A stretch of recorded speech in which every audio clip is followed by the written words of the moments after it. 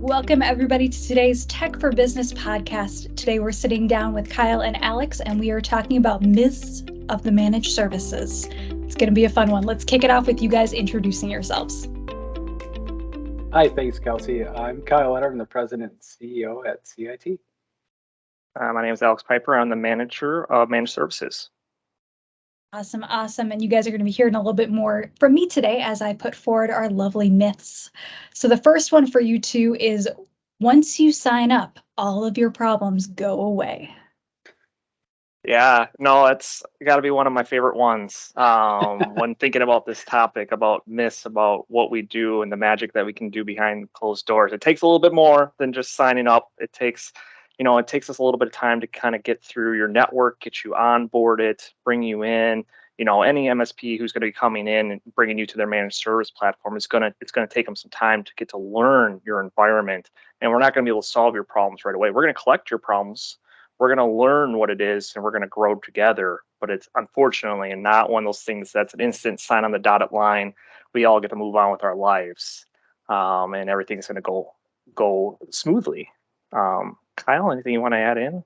Yeah, I think it's even more so. I have the understanding that as things are brought to light, that you even have, more activity, and there may be some, like I'll call it some short-term pain to get through those sides of it, because typically you highlight areas that need to be improved and adjusted to make it even a more supportable environment. Usually that form of the pain may be additional investment. Typically, there's under older devices, those types of things, just immediate recommendations and that need to be addressed to improve the supportability of the network. So, I would plan for typically coming in, if you're not coming off of a mature managed service provider, that you're probably likely going to be requested to make some additional investment to help improve the supportability. Not always immediate, but certainly in the near future, those things will certainly help make the network and then a lot of the problems go away. It's not just the provider. There's a combination of the information recommendations that ultimately drives a more supportable network. That makes sense. I'm going to ask a follow-up tangent question here. Tangent alert. How long would you say it typically takes a managed services onboarding? How long would somebody be looking at? Yeah, you're probably looking at, just from doorstep to doorstep, from signing to, us being, an average MSP being out there, probably about 30 days.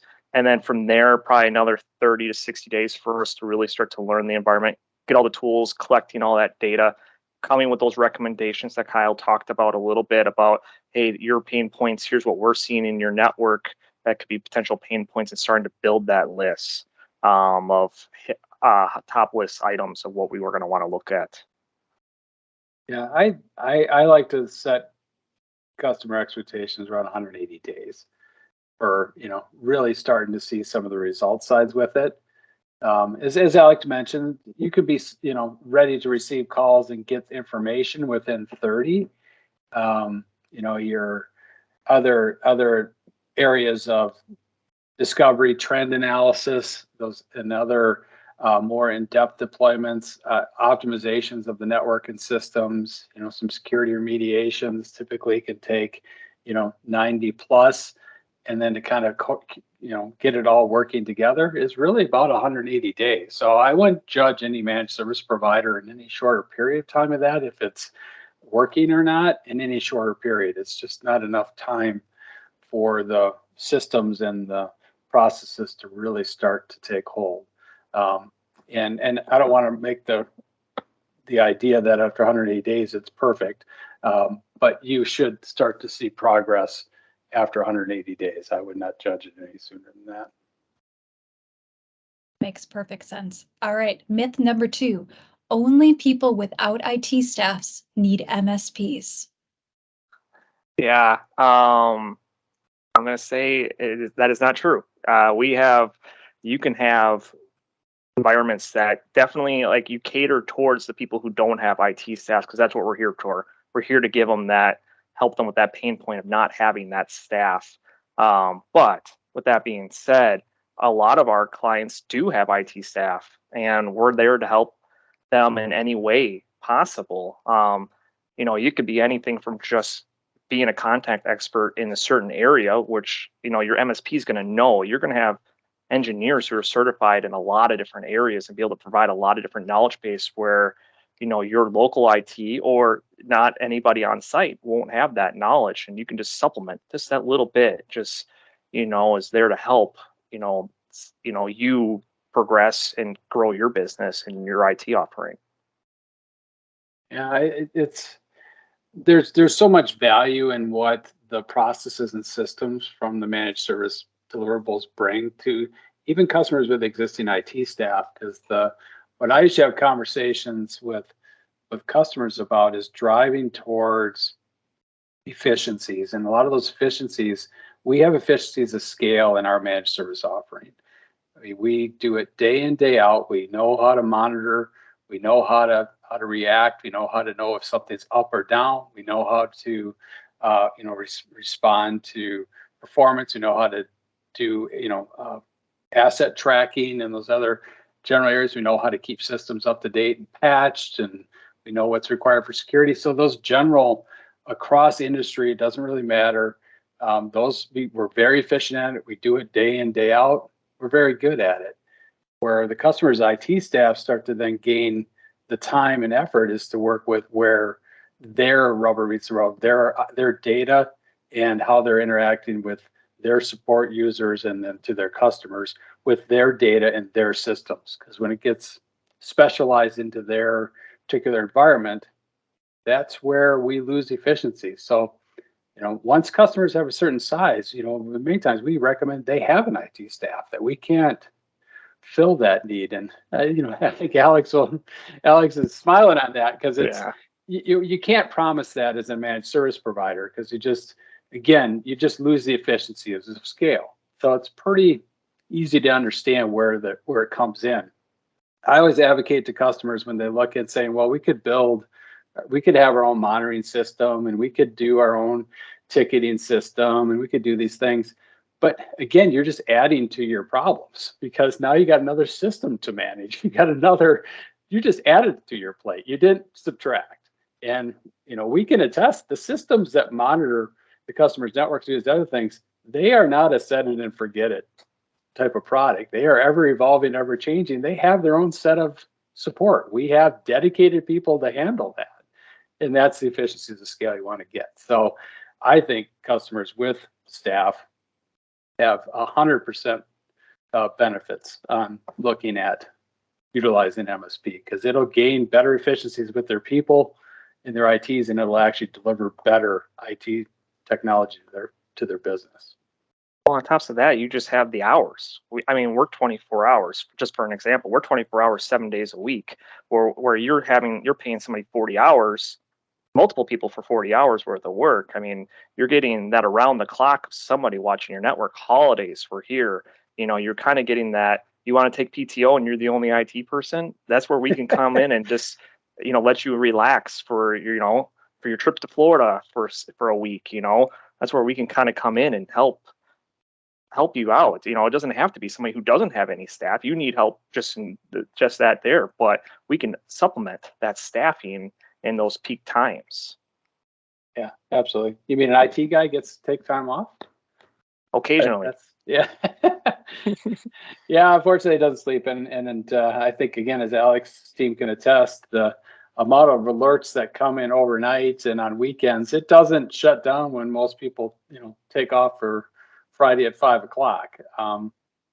Quite to the contrary, we tend to see a lot of systems that have issues over those overnight hours and over weekends and on holidays. And those are the times you want to make sure, having someone on glass, if you would, to be able to react and get information out sooner, does help. Because, one or two people just can't do it alone.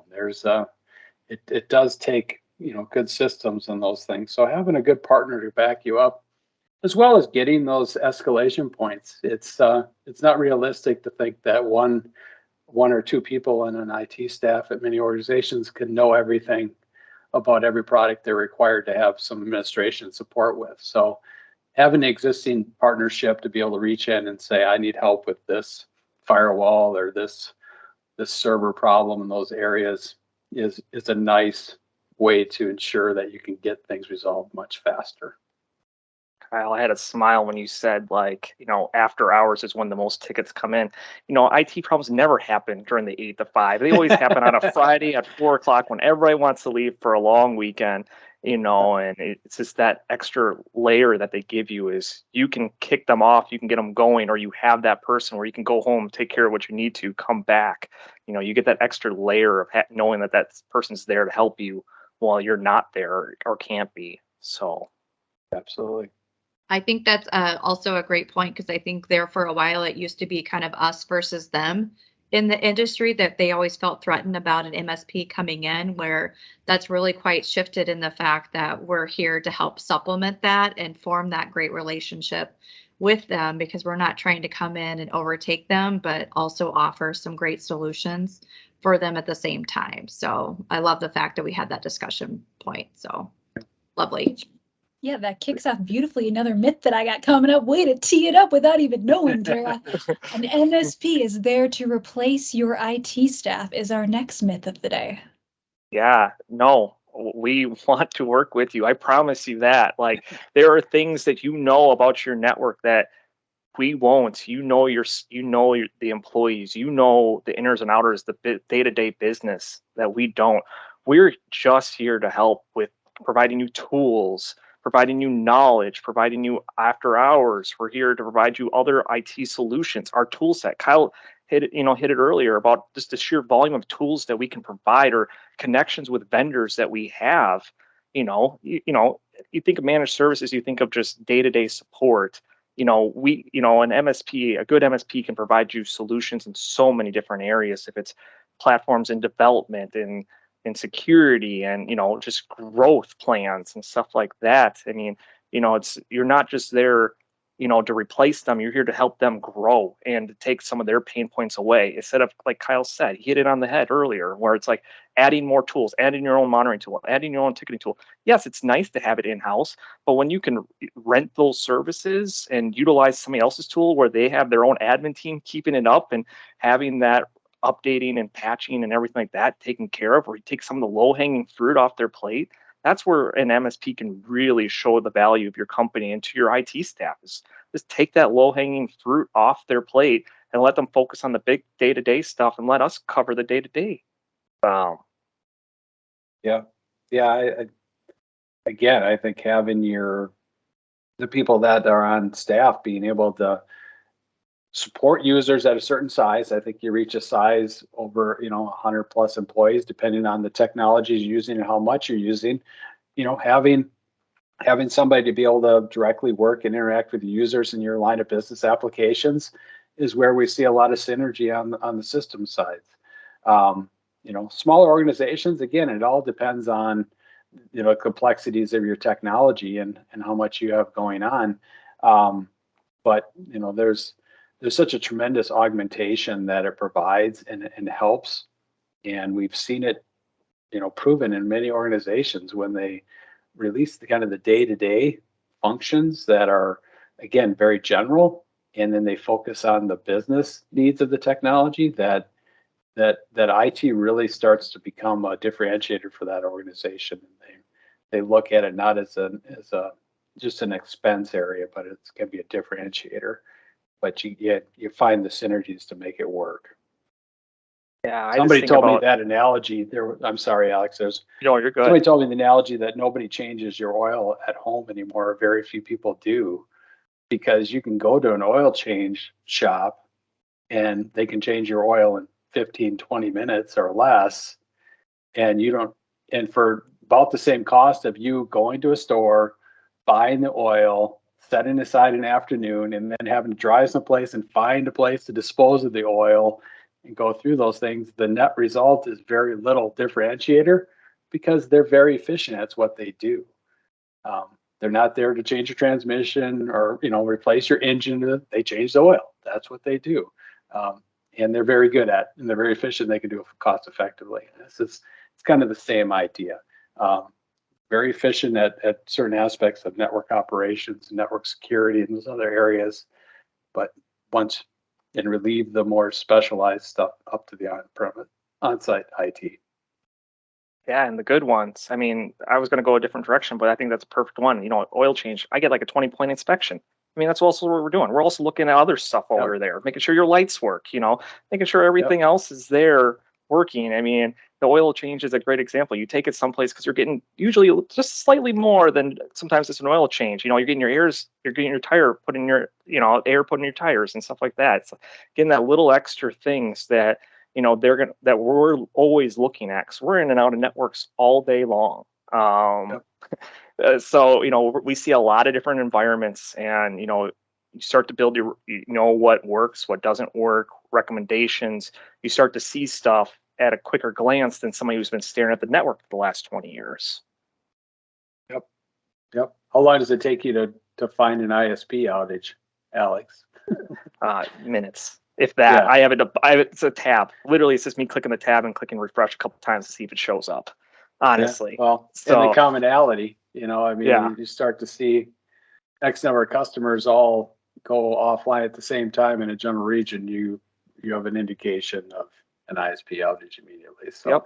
commonality of that, again, there's just numerous benefits to get brought to the table, but it doesn't take away from the value that on-site IT can do as well for many customers. Yeah, it's funny that you say that, how fast, now with customers being all over the place, you can be an MSP that's down, or have an MSP down in, hurricane area. We have customers who are down there that our overnight guys will watch. They'll refresh the hurricane center and just see if there's anything coming that we need to be aware of to start shutting down gears, plan stuff. We're watching power outages, just it's the silly things like that you don't think about, but that's what we're here to do. Let us know your power company. We'll go. They have the outage maps are so readily available online now that this is little things like this. The peace of mind at 2 a.m. that we're going to know that it's a power outage and not wake you up in the middle of the night or wake you up and say there is no outages. You might want to head in because your network's down. Yep. So it's the whole illusion of being mind readers, right? That you're like, yes, you can definitely fortune tell the future. I know that we've talked a lot about networks and tools, and you guys are like, we know our tools, we're the experts. But next myth, once somebody signs up for a managed services, suddenly that team's going to know everything about their network and tools. Yeah, we kind of hit on it a little earlier about, Kyle talking about like the timeline and stuff like that it takes us a little while to ramp up to that point. I mean, you could call the same day that provider shows up, depending on what their rules of engagement are, if they want a little cool down or anything like that. But you could start calling. I mean, is it going to be smooth?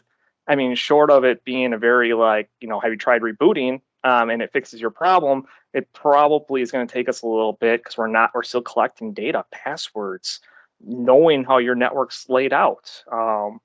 So it like Kyle kind of talked about it, from doorstep to doorstep, like that 180 days and stuff like that. I think it's a great, point. I was kind of talking about like that, 30 to 60 days after is when you start to begin to see the efficiencies start to increase. All your tools are in there. We're starting to build some baseline data.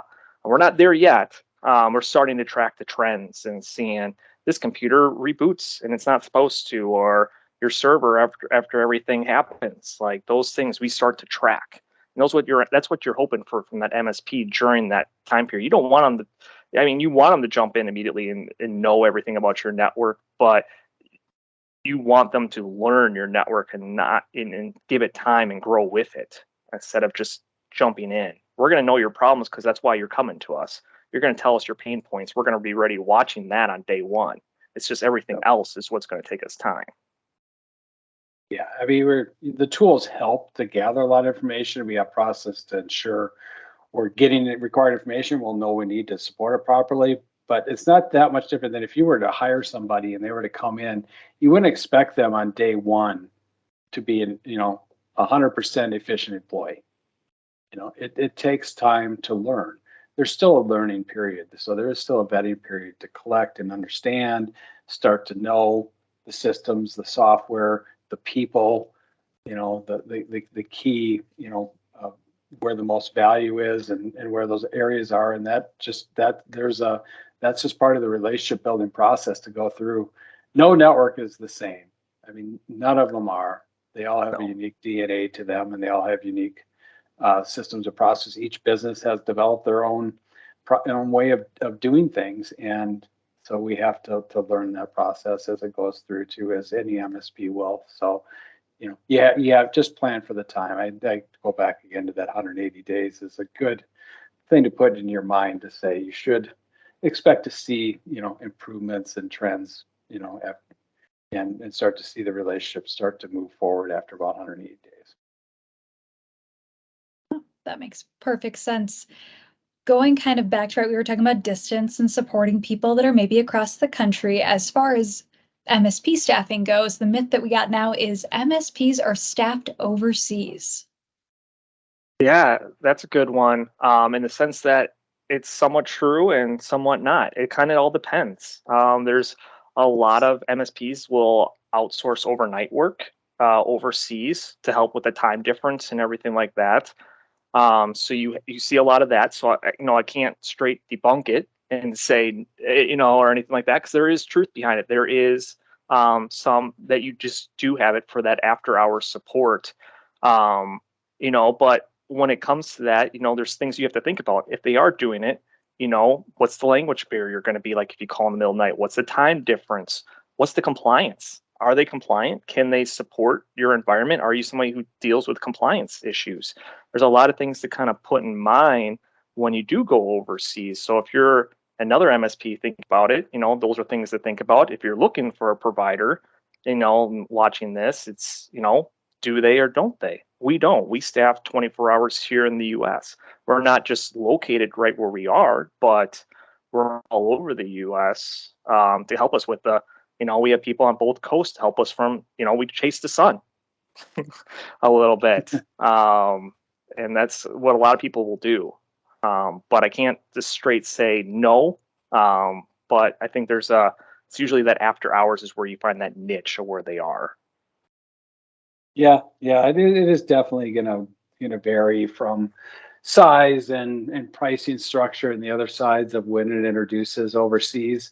But if you're in the market looking, they'll typically it's a disclosure. They will disclose that as Alex was mentioning, really for compliance. If you're doing any government-based work or any side of it, you can engage overseas support if they're doing any kind of U.S. government work.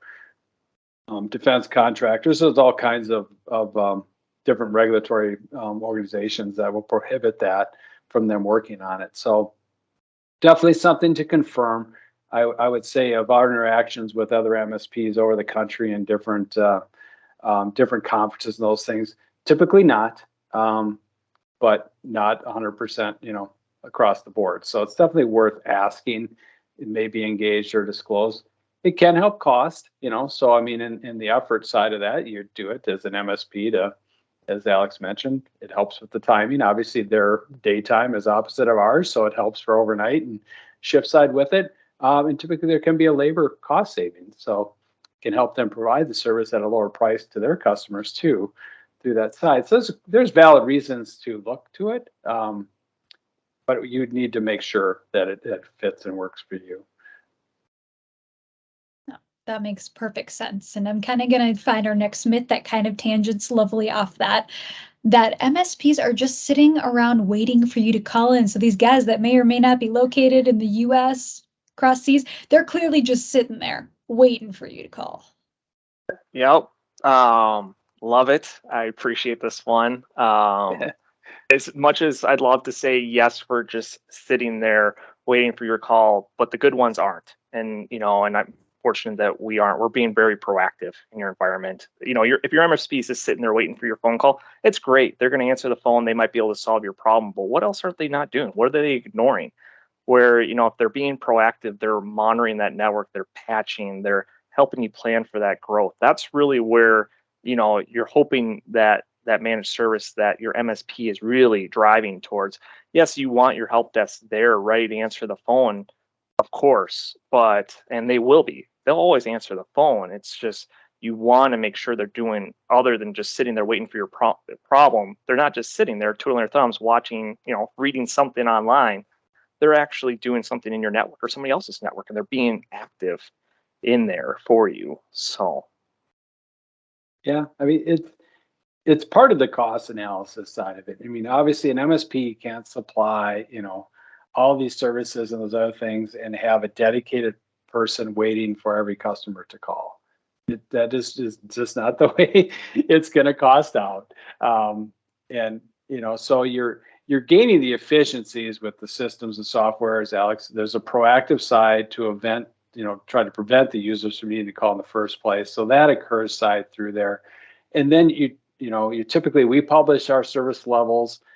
Most MSPs do have the service level side of it where they'll quantify and they're going to categorize the calls. So not all calls are equal. And I think there's an educational process that needs to be, communicated to staff when engaging a managed service provider, and understanding that, your formatting on your printer not working right is different than a customer with their whole network down. So the reaction times and expected response is going to vary depending on that, and to plan accordingly. I think all MSPs want to service the customer as fast as possible, and those service levels are always the far outer range that you measure against to beat. But you do have to understand they're not all equal, and you may be faced with waiting to have 30 minutes or an hour for a call back on certain things, and that's just part of the process that you gain from that. But it does piggyback to that earlier conversation of certain customers at a certain size having on-site IT maintains those expectations. Because if you have, complex systems, or you have enough staff on those, having your on-site IT staff be able to support those systems and those other things and allow the MSP to do what they do really well can help as well. So you have to do that full analysis to see where it really fits best. Yeah, no, I think those are fantastic points about, about just about everything. Just looking at it, it's a whole approach. It's a whole package you have to look at. It's everything comes with something else, like the SLAs, those service levels agreements, like that comes in. Yes, we don't want to hit them, and we want to beat every single one of them. We don't want to hit that top of it and just scoot by. You want them sitting there, but also you have to understand if it is something, it kind of helps for you to vocalize what you're experiencing too. You're your best advocate when calling in or sending that email in. If it is critical, you have to, letting that provider know helps them give you that level of service in the timely manner that you're expecting them to do. But that level set needs to happen as well. Exactly. No, and I think we could tangent. I could have a whole nother half an hour discussion of, hey, let's talk just about service level. But as we are getting up to the end of time here, I want to thank you both. I thought all of this was amazing. I know that we have more myths, so maybe part 2 coming in the future. We'll do a trailer and everything. We'll do a Stranger Things themed. It'll be amazing. We'll dress up like the 80s. I can see it now. But thank you guys so much for sitting down and chatting today. As everybody can tell, we love to tangent. We love to talk about just about anything underneath the sun. So you can always get a hold of our speakers online. We are at cit-net.com/podcast. There's a lovely form fill, everybody's favorite out there. Feel free to drop questions, topics. If you want to connect one-on-one, they're always willing and able to do that. Or else you can send us an email at info@cit-net.com. Or else we look forward to chatting with everyone next week.